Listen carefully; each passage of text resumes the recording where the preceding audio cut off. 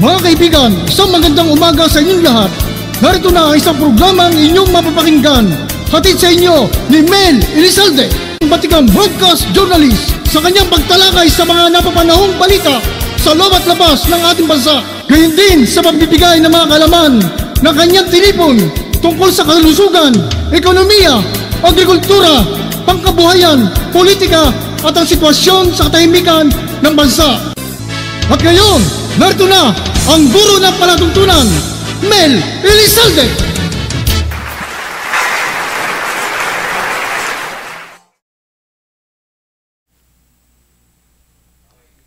Magandang umaga po sa inyong lahat, mga minamahal naming taga-subaybay.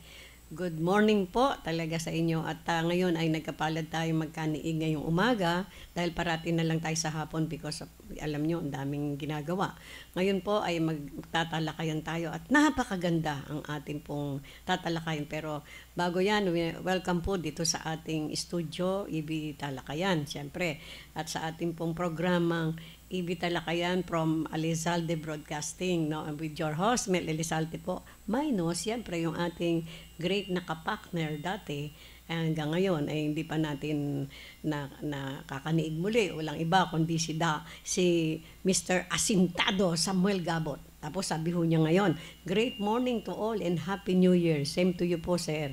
Thank you very much for watching. Alam niyo po, very soon talaga magbabalik tayo. Kasama kayo siyempre sa ating IB Talakayan. Yan po talaga yung aking muling dream. At siyempre, inaayos po natin yung ating mga technicals, mga ano dito sa studio para hindi naman tayo mapahiya. Hindi po kami mapahiya sa inyo. Very soon, sir. Ayoko ng mga ako. Pero inaayos pa muna natin.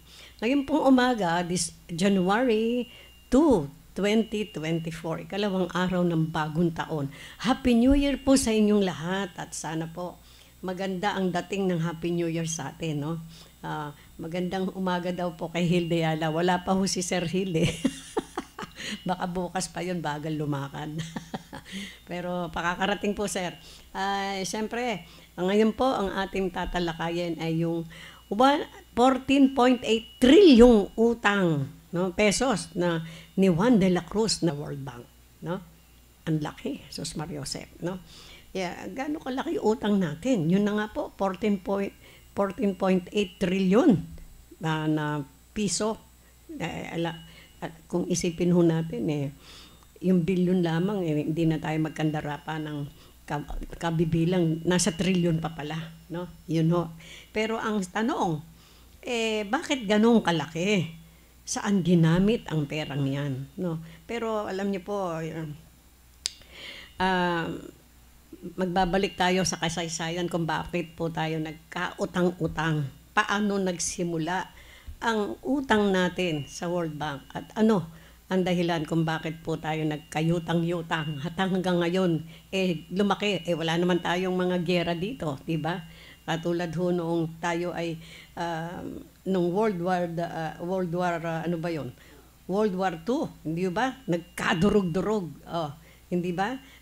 Nagkadurog-durog ang Pilipinas at syempre ang iba't ibang bahagi ng Pilipinas, ang mga building natin, ang mga tulay na dapat ay kinakailangang ayos.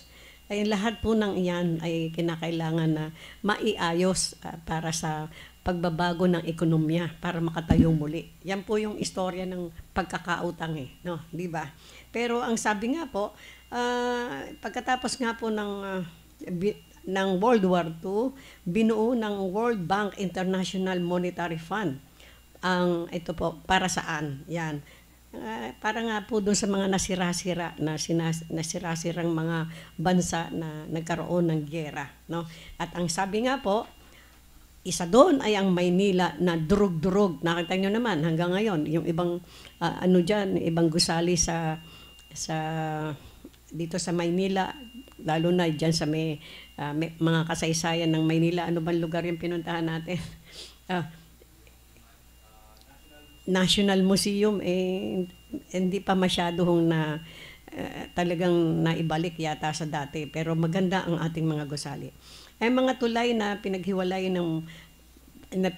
ng Pasig River na nasira-sira nga po. Yan lahat ay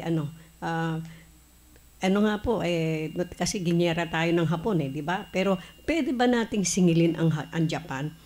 Ang mga barkong pandirigma nila ay nasira din ang kanilang mga gusali, ang kanilang lugar. In fact, mas grabe sila dahil yung Hiroshima, kung natatandaan nyo, doon binagsak ang unang bomba atomika na kung saan ang mga tao ay talagang maraming namatay at napakadaming taon ang lumipas bago tubuan ng isa man lang halaman. Di po ba? Dahil nalason ang kanilang kalupaan. So, saan ba kukuha ng panggastos ang Japan? At yan na nga po, at ganun din ang Pilipinas. Dito nagsimulang mangutang sa World Bank. Ano po ba yung World Bank? Sabi po, ang World Bank collective name for International Bank for Reconstruction. Yan, for International for Reconstruction. Opo. International Bank for International Reconstruction. Kasi po nga, nagkagera-gera. Di po ba? Reconstruction Development. Ayan. So, ayan po. World Bank was created noong 1944 sa Bretton Woods, New Hampshire, USA. Yan. Yun ho yung pagkakatatag ng World Bank. Pero balikan muna natin. Sabi nga po natin, kung natatandaan sa history, kaya tayo nagkasira-sira. Ang kagera natin noon, ang Hapon. Di po ba? Ano ba ang dahilan bakit tayo ginyera ng Japan? Kasi colony po tayo ng USA. No? At ngayon, tayo ay kinaiinggitan noon sa Asia, no? Lahat ng moderno dinala po, in fairness naman sa Amerika, no? Lahat ng kamodernohan dinala ng USA sa Pinas noong 1900 to 1947. Mga modernong sasakyan, education, government, etc. Kaya po tayo ay kinainggitan dito sa Asia. So, we were the envy of Asia, sabi nga po ni Professor Randy David. We were the envy of Asia, no? Isang magaling na professor sa UP, no? At siya, siyempre, naririnig po natin siya sa television at radyo. Advanced yung Philippine civilization and society during that time. Pero yan po ay strategic tayo sa Southeast Asia. Sagabal tayo sa pagsakop ng Japan sa buong Asia. Yun ang pangarap kasi ng Japan, no, during that time. Binomba nga sila ng Amerika, yung kanilang isang island nila, yung Hiroshima, di po ba? Kaya medyo natigil yung kanilang panggigera. So, disruptive tayo noong World War II. December 8, 1941 to 46, dito nagsimula ang utang. Yan. Yung utang ho, dito nagsimula na. No? Di na po tayo nakatayo sa utang. Wala naman tayong gera, di po ba? Pero may revolusyon tayo pagkatapos ng mga Hapon. Yun po bang tinatawag na, kung natatandaan nyo, sa history, yung Hukbalahap. Ano yung Hukbalahap? Hukbong bayan laban sa Hapon. Pero na-convert sa NPA. Ano po yung NPA? New People's Army. Kasi po, matapos ang World War II, nag-split ang Amerika at Russia. Kasi nagkaroon daw pala sila ng kasunduan, bubuo ng democracy. Ang Russia, ang definition nila sa democracy ay dictatorship of the proletariat. No, proletariat, ano po yun? Working class, yung o kaya labor organization proletariat. Di po ba? Kasi ang gusto nilang mangyari, ang magiging ibig sabihin yung mananatili ay ang proletariat. Labor group. Kaya naniniwala ang ibang Pinoy na ang demokrasya sa Pilipinas ay dapat ay dictatorship of the proletariat or the working class. Yung iba ho naniniwala na ganyan. Pero ito ang dahilan kung bakit may Labor Party. Pero ang insurgency, rebelde, NPA, usapin ng peace and development para mapaunlad ang bansa. Siyempre, kailangan ng pera. No? Saan tayo kukuha? Yan. Remember, 2 years tayong na-lockdown kasi po di pandemic. Hindi lang po tayo yung naapektuhan ng pandemic halos all over the world. Di po ba? Daming problema. Siyempre, nung nag-pandemic, natigil po na lahat. Kakaunti, halos wala nga pong lumalabas na mga sasakyan.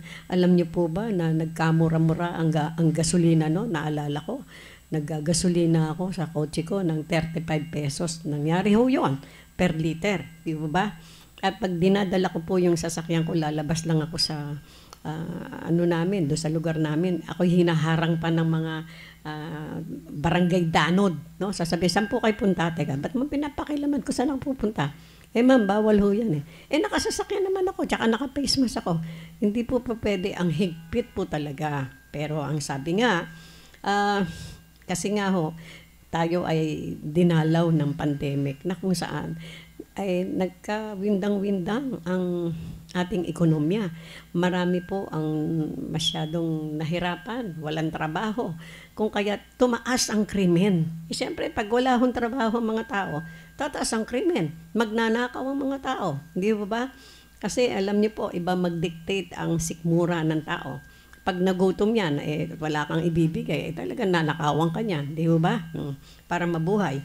So, lahat kailangan ng budget. Siyempre, kailangan ng PNP ang malaking budget para ho mabantayan ang katahimikan ng bansa. Yung confidential funds, hindi ino-audit maging yung source o kung saan usapin ng sinasabi nila, usapin ng corruption yan. Pero ang hindi po nila alam ay yan pala po ay gagamitin sa magandang pamamaraan, hindi lang po ma-explain mabuti, no? Kaya nagkawindang-windang ang ating BP President na si Sara Duterte because marahil para ding napipilan ng kanyang bibig, hindi niya ma-divulge kung paano niya i-explain kung paano niya ginamit ang confidential fund.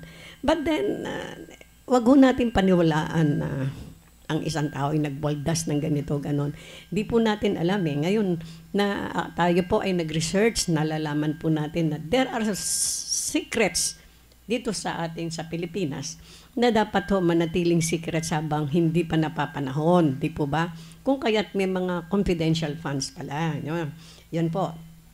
Kaya kung tayo lubog sa utang, ayan ho, imbis na ipagawa ng schools o kaya magamit doon sa iba't ibang mga pangangailangan sa agrikultura, ng mga mangingisda, sa mga pagtatanim, mga kung ano-ano pa na dapat na makatulong sa ating ekonomiya ay hindi po nangyayari kasi ito po ay ibinayad sa World Bank na sinasabi nga natin 14.4 trilyong piso ang utang ni Juan de la Cruz. Utang talaga, no? Talaga naman. Pero kung inyo pong iisipin, yun po palang ganong kalaking ibinayad ng utang, kalahati man lang, ay pinagawa ng mga pangangailangan natin, no? Katulad ng mga nasalantang mga nasalantang mga paaralan, yung ating agrikultura na napakalaki ng problema, kaya tumaas ang mga bilihin, di po ba? Yung mga kakainin nating gulay na dati po ay napakamura. Ngayon, yung mga panggisa natin na mga sibuyas, kamatis, etc., bawang, nasa hundreds ang halaga. Whereas, nung bago po mangyari yan, ay makakabili kayo ng 10 pisong bawang Di po ba? Minsan, sasabihin mo pa, bigyan mo na lang akong kapiraso dyan. Marami naman ako nabili. Mayroon pang ganun yun. Dahil namamalengke rin po ako Alam niyo naman, palengkera ako dati. Dahil nagpakain tayo ng 4 na lalaking anak, no, na araw-araw nasa palengke tayo. Sabi po ngayon, pero basahin muna po natin yung ating mga viewers. Mr. Sammy Gabot, Ma'am Mel, Happy New Year and great morning to all viewers and listeners of Elizalde Broadcasting. Mabuhay! Thank you po, ganun din po kayo. At saka, Kuya Chot, magandang morning, sabi ni Sir Gabot. Yan po ating kasama at kaya alam po natin hindi siya makasama dahil medyo nasa malayong lugar si Sir at ngayon hindi pa naman po masyadong ayos yung ating mga technicalities dito, but ayoko pong mapahiya kay Sir na hindi pa ayos at siyempre naghahanap pa ho tayo ng katuwang dito para mag-ayos nitong ating mga technicalities para pag kami nagprograma uli ng mahal nating si Samuel Gabot, Mr. Asintado, ay hindi na tayo mapapahiya sa kanya dahil alam nyo, veteran reporter, veteran broadcaster, no? Kinakailangan maganda yung ano natin, yung ating mga technicals, o kaya kung hindi, kahiya-hiya po sa kanya. At syempre, yan po ang isa sa natin po mga goals dito na mapagbuti natin ang lahat. So, yan po, ngayon, patuloy po tayo. So, ngayon na narinig po natin na nasiyahan din naman po tayo dahil isipin nyo, 14.8 trilyong piso. Ibig sabihin, nabawasan ang utang natin. Ang tanong, magkano ba talaga yung utang na yan? Di po ba? Yun, gusto kong malaman ng buong sang Pilipino, no? Na ano talaga ang kabuuan ng utang at dahil sa napakalaki na po ang nabayad, 14.8 trilyong utang, talagang humahanga tayo sa current administration dahil nabawasan ng malaki. Pero yung gaano kalaki, pakisambulat nyo po sa mga pahayagan sa radyo at television para makapagkwenta tayo. Dahil alam nyo mga Pilipino, mahirap magkwenta-kwenta ito di ba? Yun nga lang pong konting utang isang buong araw na yata kukwentahin yung pa kayang trilyon, di po ba?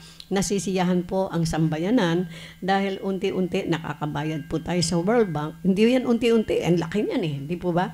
But then, dahil nga sa siniwalat nating history ng pagkakayutang ng Pilipinas, ay alam natin na kaya tayo nagkautang-utang dahil nga po doon sa nagkawindang-windang yung ating mga gamit at mga kabuhayan dito sa Pilipinas na ginamit naman yung utang na yan nung una pa, no? So, maganda ho yun.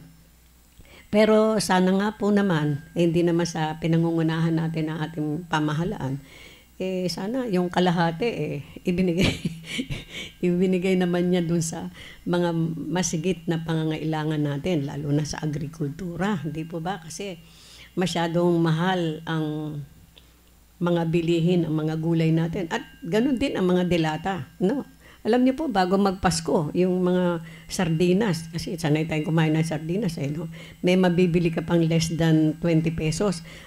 Nung nagkapaskuhan 20 mahigit, almost 30 na. You see? Paano tayo niyan? Kaya hirap na hirap ang mga Pinoy. Kaya nga po sinasabi, wow, mukhang okay sa alright, nakabayad tayo. Pero sino ba nabebenepisyohan yan? No? Ang nabebenepisyohan yata niyan, yung mga mayaman na mga businessman, no? Kaya tayong sila, ang Juan de la Cruz, tayo, ay mukha yatang nakakalimutan, no? Kasi yung pangangailangan ni Juan de la Cruz ang dapat tutukan talaga ng ating gobyerno kasi mas nakararami po ang mahirap dito sa Pilipinas. Ilang porsyento lang po ang mga Pilipinong belongs to the elite people, no? Na kung saan talagang hindi na nila kailangan siguro ang pera, kaya lang nakagawian na nila yon, no? Baka pag nabawasan ng 1 sentimo yung kanilang bulsa, magagalit yun. Ang balik nun, milyon, no? Kaya yun ho ang kahindik-hindik. At alam niyo po, may nagpasa po sa amin ng tawag dito ng text, no? Nananawagan sa ating gobyerno na isiniwalat po, yan po tatalakayin ko sa susunod, isiniwalat po ang mga, ewan ko lang kung gaano po ito katotohanan, pero sino po ang matapang na mga tao na yan na nagsiwalat ng ganitong katiwalian, no? At ang mga pumirma ng pagsisiwalat ay mga retired generals at may mga mga officials ng gobyerno, no? Siguro baka yung mga nagkakaroon na ng konsensya, no? Pero Ma'am Mel, yan po ang kasalukuyang utang ng Pinas, ayon na sabi. At nandito po si Miss Rebecca Labata de Laon is watching. You know what? Kung saan po siya nanonood ngayon sa atin, nasa Canada po itong aking co-teacher na to sa math, isang sa pinakamagaling na teacher sa math. Thank you very much, Rebecca. Miss Rebecca Labata de Laon from Canada. She is now in Canada enjoying the ano po, hanggang ngayon, bago yata pa mag-Christmas, nagpunta na siya doon at nakikita natin ang kanyang mga post. Enjoy your day then. At kaya lang, bilis-bilisan mo pag-uwi, namimiss ka na namin, Miss De Laon. Ha? Thank you for watching. So, yan po yung mga problema natin. At in a way, sabi nga po natin, tayo ay sumasaludo sa ating gobyerno dahil nakapagbayad ng 14.8 trillion na utang. Ha? 1.48 trillion. Ha? Ang binayaran, 1.48 trillion. Mali yung ano mo doon, no? Mali. 14.8 trillion ang utang. Ang binayaran is 1.48. I'm sorry, I stand to be corrected, no? So, sorry po. 14.8 trillion ang utang ng Pilipinas sa World Bank. Ang nabayaran pala is 1.48 trillion. Aba, napakalaki rin naman yun. Yung lang bilyon na magbayad ka, anak ng baka, talagang butas ang bulsa mo, no? So, ito, nakatunga nga si Juan de la Cruz at sinasabi, wow, sana yung kalahati nun. Inilagay naman sa yung mga binanggit po natin, agrikultura, sa pagpapagawa ng mga paaralan na sira-sira sa iba't ibang bahagi ng Pilipinas. Di po ba? Lubog nga yung utang na yan dahil may budget deficit tayo for the 5.7 trillion national budget. Ang sabi po ni Sir Asentado Samuel Gabot. Yan. Alam niyo po yung mga kasama nating nanonood at talagang marami pong kaalaman nito sa ating bansa. At dapat naman po tayong lahat talagang dapat na busisiin ang lahat ng mga mangyayari at mga para lahat ng tungkol sa ating bayan, kailangan lahat tayong mamamayan ay alam natin. Di po ba? Kasi ito yung ating tahanan. Sabi nga, ito ang ating tahanan. Ang tahanan ng ating lahi. Kaya kailangan papangalagaan natin. Di po ba? Kailangan atin pong pagtatanggol. At siyempre, yun na nga, papangalagaan ano ba nangyayari. Pakikialaman ang mga nangyayari. Sapagkat tayo pong mamamayan, tayong lahat, ang merong higit na say, no, sa mga pangyayari sa ating bayan. Ang ating pong gobyerno ay guide natin sila, pero meron po tayong karapatan na magsabi na government, please listen to us. Parang ganon, di po ba? Kaya tayo po ay tumutulong na magkaroon ng malawakang pagbibigay impormasyon na tama, hindi po ito marites, no? Ito po ay base sa ating mga binasa, base sa ating pagre-research, yan. Kaya kinakailangan malaman po lahat ng sambayanan nito. Napakahalaga. Kinakailangan ang bagong Pilipino, sabi nga po ng ating mahal na presidente, ay nakikipagtulungan sa gobyerno. Makipagtulungan tayo sa gobyerno, hindi lamang po sa kaalaman, kundi sa kasipagan. Hindi po ba? Huwag tayong tatamad-tamad dyan. No? Kaya alam, masipag tayo. Paunlarin natin ang sarili dahil pag maunlad ang bawat Pilipino, tandaan niyo po, wala nang halos maghihirap sa Pilipinas. Bakit? Magiging makabuluhan tayong lahat. Makapagbabayad tayo ng tax. Di po ba? Ganun yun eh. Sabi niya, kaya nga po, sabi ni Sir Gabot, dapat po tayo makialam na sa mga pangdarambong ng mga leader ng bansa. Dapat, Sir, dandaan bigla. Sabi niya, wag po sana maging bulag, pipi at bingi ang bawat Pinoy. Yun. Yung sinasabing bulag at pipi, yun daw yung sinasabing, pagkabulag, babayaan na natin sila kung talagang personal na bulag. Pero yung nakadilat ang mga mata, malinaw, wala namang salamin, hindi naman nagbabasa, hindi nangingialam sa mga pangyayari sa ating Pilipinas, sa ating bansa, ayan ang bulag na sinasabi. No? Wag ho tayong ganoon, magbago na po tayo. Tayong mga Pilipino ay magtulungan, sabi nga po ng ating mahal na Pangulong si PBBM. No? Hindi lamang sa pagiging maunlad ang ating mga sarili. Kasi pag pinaunlad ho natin ating mga sarili, pinapaunlad din natin ang ating bayan. Kung lahat ho tayo tamad, walang trabaho, ano mangyayari ho sa bayan natin? Magkakayutang-yutang lang ho tayo, tapos aasa na lang tayo sa mga ayuda. Huwag naman ho ganun. Lalo pa yung mga humihingi ng ayuda dyan, malakas pa sa kalabaw no? Nakakainis. At para yata hong palakasan ho yata yung ayuda na yan kasi nakikita ko ho yung mga iba malakas pa sa akin.